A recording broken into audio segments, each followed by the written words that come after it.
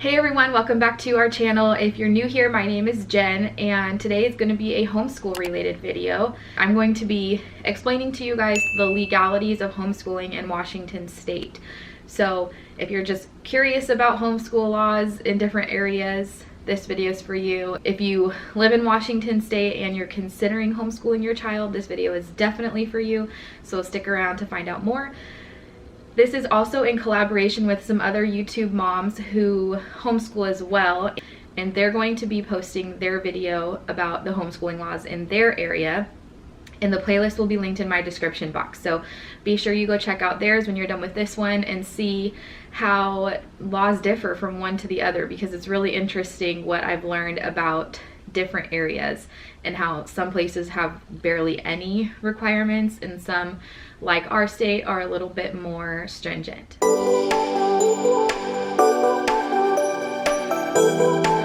The first thing you need to know is that the compulsory age in Washington state is 8 years old. And what that means is that until your child is 8 years old, they are not actually required to be taught in public school, homeschool, none of it.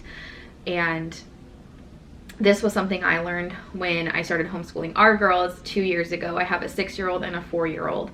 If your child has never been enrolled in school and they're not 8 years old yet, then there's nothing you have to do other than, ideally teach them. But there's no reporting, there's no record keeping, there's nothing like that. Now, if they are not 8 years old yet, but they have or are currently enrolled in school, you do have to formally withdraw them from the school, which just basically protects the school. Teaching my child is no longer your responsibility, essentially. And that's super easy to do, and I'm going to leave a link to a form that you can easily fill in to do that in my description. So if that's something you need, it's down there for you. But then once they are withdrawn, again, you don't have to report or keep track of anything until they turn 8 years old. I choose to keep track of their work because I want to see their progress. So if you choose to do so, that's great, but you don't have to.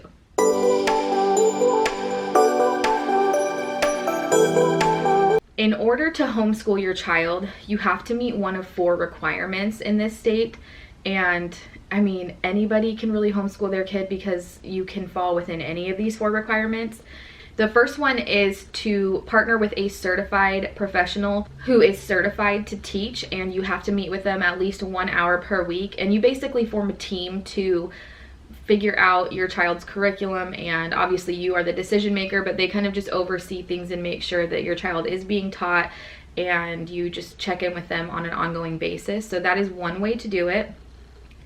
The second way is to have at least 45 quarter college credits or 30 semester college credits. And if you have either of those, then you are qualified to homeschool. The third way is to take a qualifying home-based education course, which is usually not too intensive, but you can do that. And then the last way is to be deemed able to teach by the superintendent in the district you live. So there's 4 different ways. Even if you've never gone to college, you can still do one of the other 3 and just kind of choose what's best for your family to be eligible to homeschool.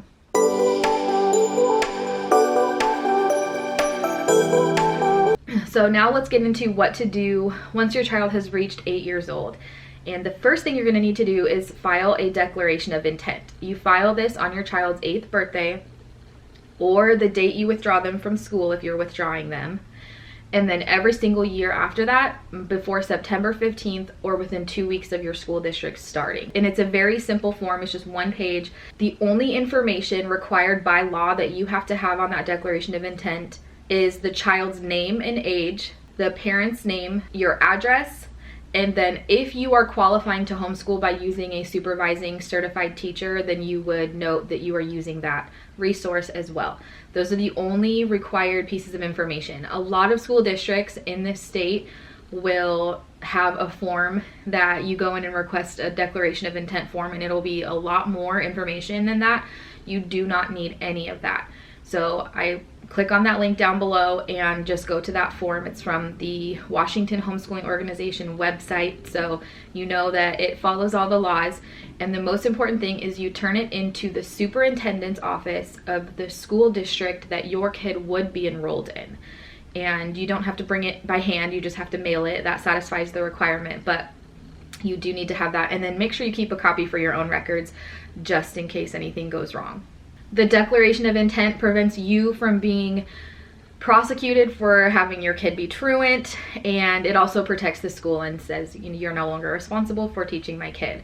The cool thing about this is that you can still have your child attend school part-time or participate in ancillary services like sports and band and things like that, even if you are homeschooling. So that is one of my favorite parts of homeschooling in this state, is they can still take advantage of those fun things while being taught at home.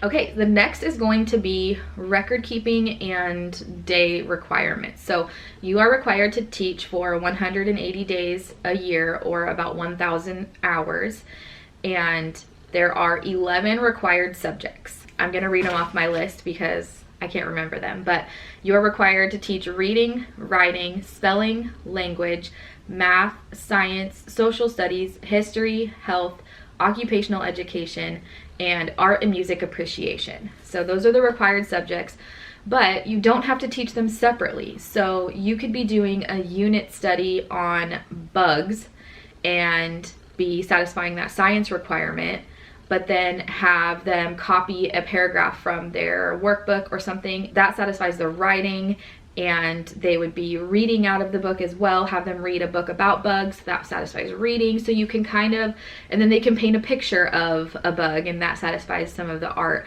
So you can put them together into unit studies, and it seems like a lot, but it's really not if you kind of bunch it together like that.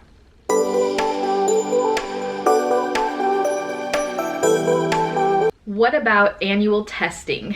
And yes, there is a requirement to annually assess your child's learning, because otherwise how are you going to prove that you're actually teaching your child? Because it'd be super easy to say I'm homeschooling my kid and then you really don't do anything. So the way to prevent that is this annual check-in on your kids' grades.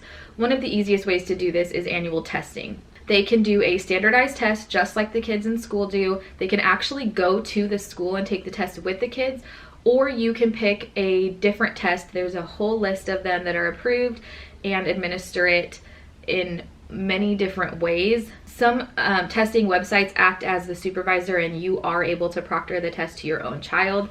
Some will require you to have the test proctored by someone who is certified, and it just depends on what kind of avenue you go through. So I again will leave a link in the description to the resources of all the different testing options that there are, and you can kind of see what would be best for you. But there are pretty much options for anybody. So standardized tests are one way to accomplish the annual requirement. The other way, if you don't want to have them take a test, or maybe your kid has test anxiety or something like that, is to have a certified teacher who is currently working in the field of education. That's important.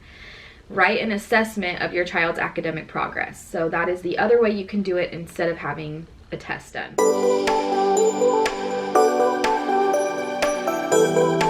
And then the last thing to talk about is record keeping. What kind of records do I need to keep to prove what I'm doing? This is one that is very much reliant on your self-discipline and being organized and keeping track of these things and making sure you do it, because you don't actually turn your records in to any government agency, but you are required to keep them. So those test results or the letter of assessment from that certified teacher that we just talked about, that needs to be in there. Immunization records and any other records relating to their educational activities. It is basically a portfolio of their progress for the year, and you are required to keep it, but you are not required to show it to a state agency. This would come in handy tremendously when your kid is graduating high school and wanting to look to colleges, and they don't necessarily have the school produced records that a lot of other kids would have.